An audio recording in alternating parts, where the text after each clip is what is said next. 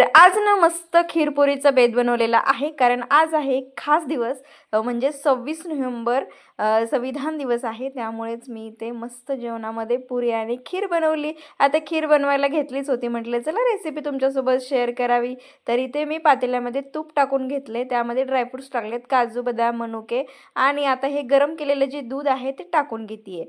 तर आता मी ते तांदूळाची खीर बनवते. आता कमी वाटलं होतं दूध म्हणून आणखीन टाकून घेतलं. तांदूळ जे आहेत ते मी 1 तासा अगोदर पाण्यामध्ये भिजत घातले होते आणि आता मिक्सरला असे फिरवून घेतले आणि या दुधामध्ये टाकून द्यायचे. याला चांगलं मिक्स करून द्यायचं, छान उकळी काढून घ्यायची.